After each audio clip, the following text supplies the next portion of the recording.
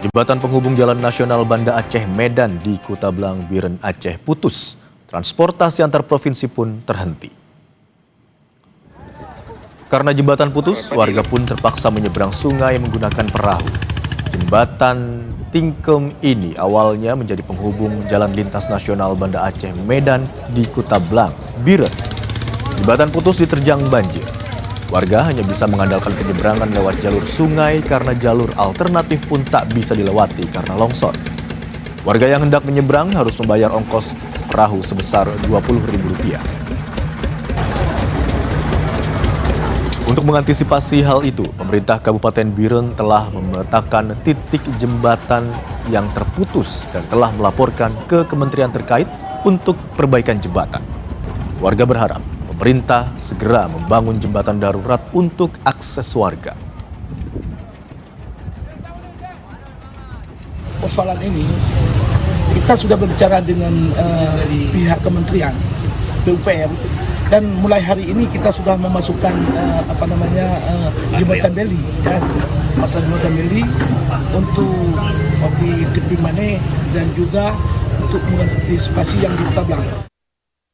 Mengetahui informasi terkini, kita segera tanyakan kepada Bupati Aceh Tenggara, Muhammad Salim Fahri di Kuta Cane, Aceh Tenggara. Assalamualaikum warahmatullahi wabarakatuh. Selamat siang, Pak Muhammad Salim Fahri. Waalaikumsalam, selamat siang, Mas.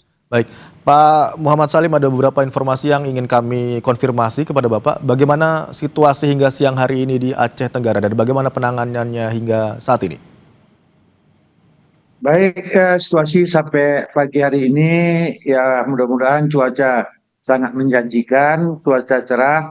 Semua tim dinas-dinas saya masih instruksikan langsung ke lapangan untuk menangani pasca apa yang bisa diperbuat dalam pasca banjir tersebut. Masih adakah wilayah-wilayah yang terisolasi dan belum tersentuh atau bisa dikirimkan bantuan, Pak? Insya Allah yang belum tersentuh sudah hampir semua kita sentuh, walaupun dengan keadaan yang sangat darurat. Cuman hari ini hubungan jalan nasional antara Aceh Tenggara menghubungkan Kabupaten Gailwus yang belum bisa kita tembus. Mudah-mudahan kemarin dengan kehadiran Bapak Presiden dan Bapak Menteri terkait, solusinya secepatnya insya Allah akan teratasi. Baik. Tadi Anda katakan masih ada wilayah yang belum bisa ditembus dengan akses darat. Lalu bagaimana dengan pengiriman distribusi bantuan ke wilayah tersebut, Pak?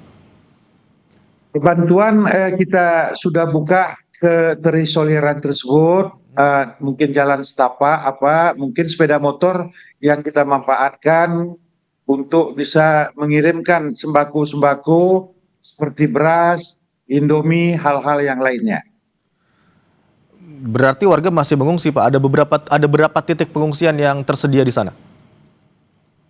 Titik pengungsian sekarang sudah berkurang, cuman pengungsi masih 1.100 kakak dengan jiwa 4.080. Pengungsian tersebut ada juga kita tempatkan di rumah-rumah ibadah, di tenda-tenda yang dibantu pemerintah, termasuk di sekolah-sekolah yang bisa dimanfaatkan oleh pengungsi. Baik. Kalau di beberapa daerah ada beberapa keluhan yang dihadapi oleh pengungsi yang mulai beberapa hari terakhir terjadi, begitu mereka mengeluhkan sakit di beberapa wilayah begitu ya Pak. Apakah di wilayah Anda juga demikian dan bagaimana penanganannya? Tenaga medis apakah sudah tersedia di sana? Insya Allah kita sudah instruksikan kepada seluruh puskesmas karena untuk menyiapkan semua, baik dokter, baik obat-obatan dan mobil-mobil puskesmas untuk mengantisipasi mungkin ada rakyat dan masyarakat yang tiba-tiba yang perlu dievakuasi ke rumah sakit umum kita harus dengan tepat dan cepat. Skema penanganannya untuk saat ini seperti apa, Pak? Skema penanganan yang kita lakukan, baik dinas yang terkait, dinas kesehatan, dinas pendidikan, dinas bencana, pengairan, semua kita kerahkan. Kita kerahkan skemanya harus terjun ke titik-titik lokasi yang tertimpa musibah. Dari segi cuaca, cerah mendukung untuk proses penanganan lebih lanjut hingga siang hari ini dan proses pembersihan nampaknya juga sudah mulai dilakukan begitu ya Pak ya? Insya Allah ini jam 2 saya kumpulkan lagi seluruhnya untuk kita membuat skema baru pasca bencana beberapa hari yang lalu. Mudah-mudahan besok mana ada sekolah yang tertimbun, puskesmas, ataupun jalan-jalan kita akan kerahkan kembali setelah pasca kita melihat cuaca pada hari ini juga sudah sangat cerah. Insya Allah kita bermohon kepada Allah untuk membantu cuaca ini bisa seperti hari ini. Baik, Pak, di seluruh wilayah di Aceh Tenggara, informasi terakhir kami dapatkan ada 10 orang meninggal dunia dan 4 atau 3 orang hilang. Kalau informasi atau data hingga siang hari ini, jumlah update-nya seperti apa Pak untuk yang meninggal dunia dan yang masih dalam pencarian? Ya, korban meninggal ini ada 11 orang update-nya, yang belum kita temukan ada 4 orang.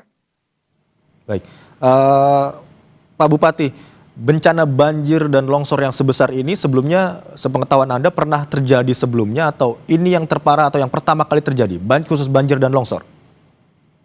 Ya, karena Aceh Tenggara di daerah gunungan, di bawah aliran, hampir setiap tahun memang kami tertimpa musibah banjir.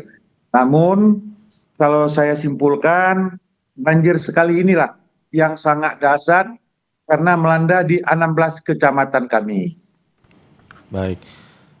Kami tentu saja dari seluruh tim Kompas TV berharap agar seluruh warga yang masih dinyatakan hilang segera dapat ditemukan dalam kondisi selamat dan bencana ini dapat segera mereda serta proses penanganan dapat berjalan dengan baik dan lancar.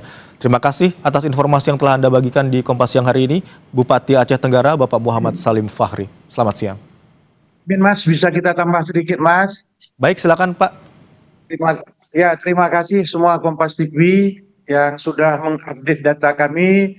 Harapan saya sebagai Bupati Aceh Tenggara, khusus kepada Kementerian Kehutanan, karena daerah Aceh Tenggara adalah sebagian besar Taman Nasional Gunung Leuser dan hutan lindung, kami bermohon secara khusus melalui Kementerian Kehutanan, yaitu pemerintah pusat, untuk menangani hutan-hutan kami. Mungkin ada yang sudah katakan untuk reboisasi, untuk perehapan hutan-hutan kami, karena setiap tahunnya banjir-banjir ini, karena daerah kami daerah pegunungan, melalui kawan-kawan Kompas TV, ini kami suarakan dari suara hati dari rakyat dan masyarakat Kabupaten Aceh Tenggara. Terima kasih Kompas TV.